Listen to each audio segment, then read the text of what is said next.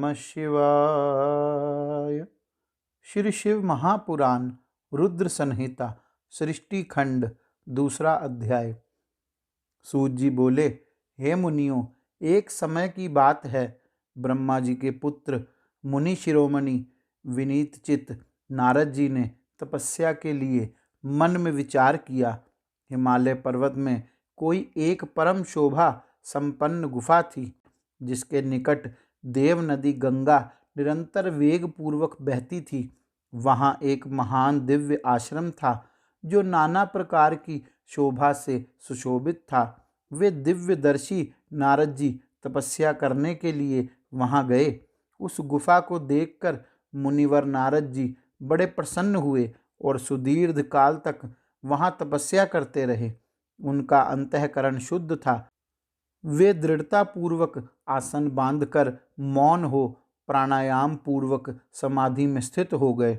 हे ब्राह्मणों, उन्होंने वह समाधि लगाई जिसमें ब्रह्म का साक्षात्कार कराने वाला अहम ब्रह्मास्मि, मैं ब्रह्म हूँ, यह विज्ञान प्रकट होता था।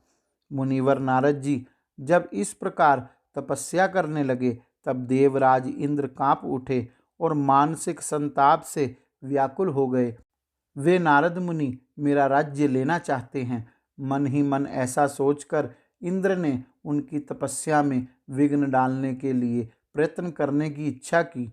उस समय देवनायक इंद्र ने मन से कामदेव का स्मरण किया। स्मरण करते ही समान बुद्धि वाले कामदेव अपनी पत्नी रति के साथ आ गए। आए हुए कामदेव को देखकर कपट बुद्धि से देवराज इंद्र शीघ्र ही स्वार्थ के लिए उनको संबोधित करते हुए कहने लगे। इंद्र बोले, मित्रों में श्रेष्ठ, हे महावीर, हे सर्वदा हितकारक, तुम प्रेम पूर्वक मेरे वचनों को सुनो और मेरी सहायता करो। हे मित्र, तुम्हारे बल से मैंने बहुत लोगों की तपस्या का गर्व नष्ट किया है। तुम्हारी कृपा से ही मेरा यह राज्य स्थिर है। पूर्ण रूप से संयमित होकर दृढ़ निश्चयी देवऋषि नारद मन से विश्वेश्वर भगवान शंकर की प्राप्ति का लक्ष्य बनाकर हिमालय की गुफा में तपस्या कर रहे हैं। मुझे यह शंका है कि तपस्या से प्रसन्न ब्रह्मा से वे मेरा राज्य ही ना मांग लें। आज ही तुम वहां चले जाओ और उनकी तपस्या में विघ्न डालो। इंद्र से ऐसी आज्ञा पाकर वे कामदेव वसंत को साथ लेकर बड़े गर्व से उस स्थान पर गए और अपना उपाय करने लगे। उन्होंने वहां शीघ्र ही अपनी सारी कलाएं रच डाली। वसंत ने भी मदमत होकर अनेक प्रकार से अपना प्रभाव प्रकट किया। हे मुनिवरों, कामदेव और वसंत के अथक प्रयत्न करने पर भी नारद मुनि के चित्त में विकार नहीं उत्पन्न हुआ। महादेव जी के अनुग्रह से उन दोनों का गर्व चूर्ण हो गया। हे शौनक आदि ऋषियों, ऐसा होने में जो कारण था उसे आदर पूर्वक सुनिए। महादेव जी की ही कृपा से नारद मुनि पर कामदेव का कोई प्रभाव नहीं पड़ा। पहले उसी आश्रम में काम शत्रु भगवान शिव ने उत्तम तपस्या की थी और वहीं पर उन्होंने मुनियों की तपस्या का नाश करने वाले कामदेव को शीघ्र ही भस्म कर डाला था। उस समय रति ने कामदेव को पुनः जीवित करने के लिए देवताओं से प्रार्थना की। तब देवताओं ने समस्त लोकों का कल्याण करने वाले भगवान शंकर से याचना की। इस पर वे बोले, हे देवताओं, कुछ समय व्यतीत होने के बाद कामदेव जीवित तो हो जाएंगे, परंतु यहाँ उनका कोई उपाय नहीं चल सकेगा। हे अमरगण, यहाँ खड़े होकर लोग चारों ओर जितनी दूर तक की भूमि को नेत्रों से देख पाते हैं, वहाँ तक कामदेव के बाणों का प्रभाव नहीं चल सकेगा, इसमें संशय नहीं है।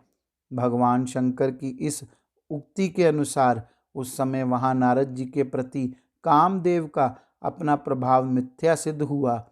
वे शीघ्र ही स्वर्गलोक में इंद्र के पास लौट गए। वहाँ कामदेव ने अपना सारा वृतांत और मुनि का प्रभाव कह दिया। तत्पश्चात इंद्र की आज्ञा से वे वसंत के साथ अपने स्थान को लौट गए। उस समय देवराज इंद्र को बड़ा विस्मय हुआ।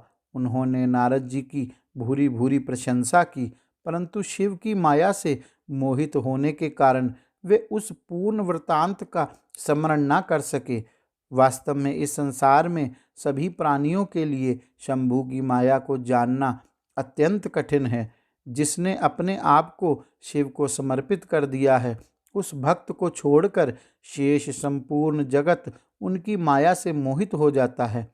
नारद जी भी भगवान शंकर की कृपा से वहां चिरकाल तक तपस्या में लगे रहे। अंत में अपनी तपस्या को पूर्ण हुआ जानकर वे मुनि उससे विरत हो गए। कामदेव पर अपनी विजय मानकर उन मुनीश्वरों को व्यर्थ ही गर्व हो गया। भगवान शिव की माया से मोहित होने के कारण उन्हें यथार्थ बात का ज्ञान नहीं रहा। हे मुनि श्रेष्ठो, भगवान शंभू की महामाया धन्य है, धन्य है। ब्रह्मा विष्णु आदि देव भी उसकी गति को नहीं देख पाते हैं। उस माया से अत्यंत मोहित मुनि शिरोमणि नारद गर्वयुक्त होकर अपना काम विजय संबंधी वृतांत बताने के लिए तुरंत ही कैलाश पर्वत पर गए। वहां रुद्रदेव को नमस्कार करके गर्व से भरे हुए मुनि ने अपने आप को महात्मा, प्रभु तथा काम जेता मानकर उनसे अपना सारा वृतांत कहा। यह सुनकर भक्त वत्सल शंकर जी अपनी माया से मोहित वास्तविक कारण से अनभिज्ञ तथा भ्रष्टचित्त नारद जी से कहने लगे। रुद्र बोले, हे तात, हे नारद, हे प्राज्ञ, तुम धन्य हो, मेरी बात सुनो। अब से फिर कभी भी ऐसी बात कहीं भी ना कहना, और विशेषतः भगवान विष्णु के सामने तो इसकी चर्चा कदापि ना करना। तुमने मुझसे अपना जो वृतांत बताया है उसे पूछने पर भी दूसरों के सामने ना कहना। यह सिद्धि संबंधी वृतांत सर्वथा गुप्त रखने योग्य है, इसे कभी किसी से प्रकट नहीं करना चाहिए। तुम मुझे विशेष प्रिय हो, इसलिए अधिक जोर देकर मैं तुम्हें यह शिक्षा देता हूँ, क्योंकि तुम भगवान विष्णु के भक्त हो और उनके भक्त होते हुए मेरे अत्यंत अनुगामी हो।